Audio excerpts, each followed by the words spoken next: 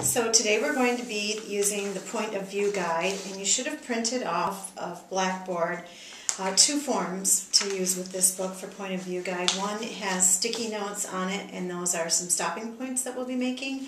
And the other one is to use afterwards, which is a reaction sheet to further elaborate on what your thinking was on the sticky notes. So just to give you a little bit of background on the book, The Man Who Walked Between the Towers was written by Mordecai Gerstein, and this is a true story, which you'll want to make sure you let children know that it is a true story. You'll notice too that it has a Caldecott medal on the cover, and I think you'll see why as we start reading the story, and you'll notice the beautiful pictures in the story. So we'll start out by taking a look at the front of the first page of the book, and what I'm going to do is the point of view guide allows us to put ourselves in the place of a character or a place or an event so that we can take on the thinking of that character or what it would be like to be in that situation. So the situation that we're in is going to be of this character in the story who was a real person. And so I'll stop and model at two stopping points and then have you try it out in the next two stopping points. So here's how the story goes. Once there were two towers side by side. They were each 1/4 mile high, 1,340 feet. The tallest buildings in New York City. A young man saw them rise into the sky. He was a street performer. He rode a unicycle. He juggled balls and fiery torches. But most of all, he loved to walk and dance on a rope he tied between two trees. He looked not at the towers, but at the space between them, and thought, what a wonderful place to stretch a rope, a wire on which to walk. Once the idea came to him, he knew he had to do it. If he saw 3 balls, he had to juggle. If he saw 2 towers, he had to walk. That's how he was. Hadn't he danced on a wire between the steeples of Notre Dame Cathedral above his amazed home city, Paris? Why not here, between these towers? Of course, he knew that as in Paris, the police and the owners of the towers would never allow it. You must be crazy, they would say. You'd fall for sure. So my first stopping point on my sticky note, I've written, why wouldn't the police and the tower owners allow me to walk on the between these towers if it was my choice? Even if they thought that I was going to fall, I guess I don't understand what they would have against me doing that. So I wrote that on my first sticky note. And so Philippe, that was the young man's name, began a plan to do it secretly. The buildings are not quite finished, he thought.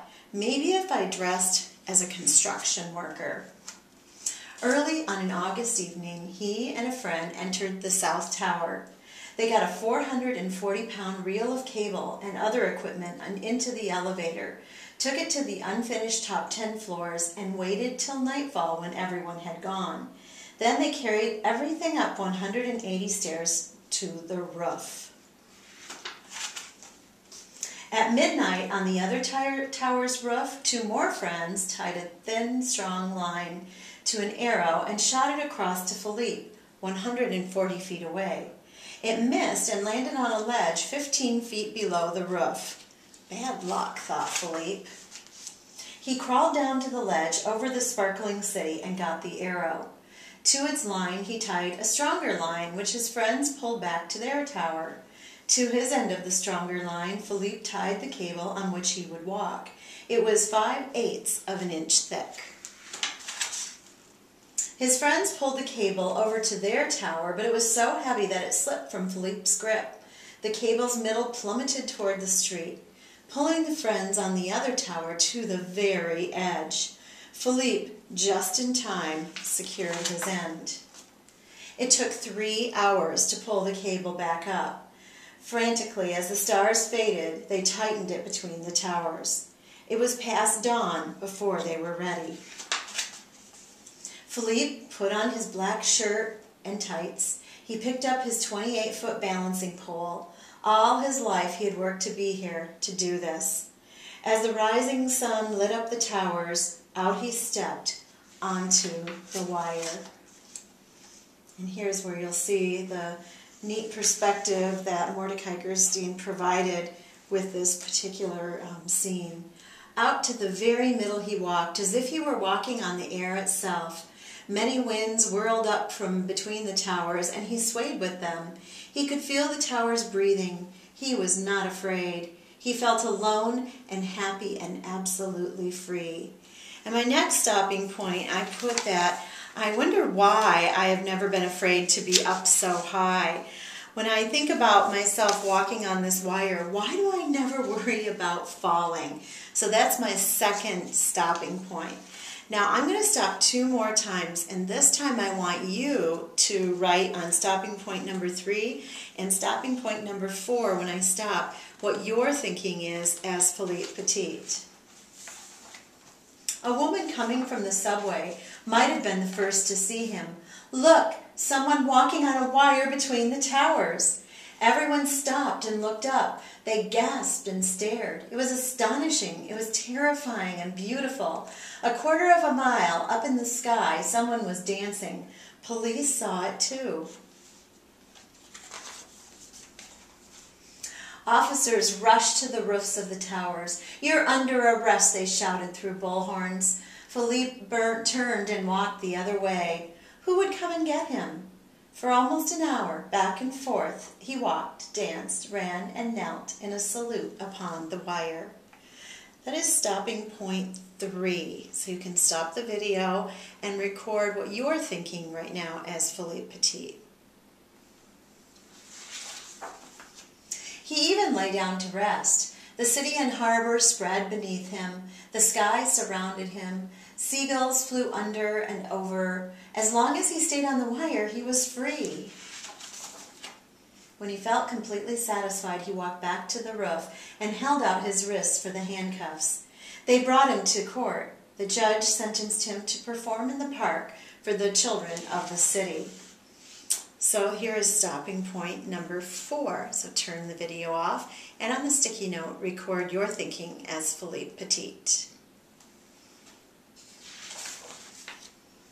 This he did happily, though during his performance some boys playing on his wire jerked it and Philippe fell, but caught himself. Now the towers are gone.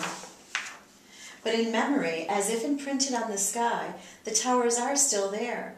And part of that memory is the joyful morning, August 7th, 1974, when Philippe Petit walked between them in the air. And that is the end of the story. So what we would do next is, after we've recorded our 4 stopping points, is to give children some time to now go back to the elaboration part and be able to write more information in. For example, on my first stopping point, I wondered why the police and the tower owners wouldn't be so keen for me to be walking on between the towers. And so on the elaboration sheet, I put, well, I guess because the building is owned by someone, the police would not want me to be in or on the building without permission. Maybe they don't realize what a great wire walker I am, so perhaps they think I would fall. But I have had experiences with wire walking on tall buildings, so I don't worry at all. So what I'd like you to do is do that for stopping points 3 and 4. Go ahead and elaborate.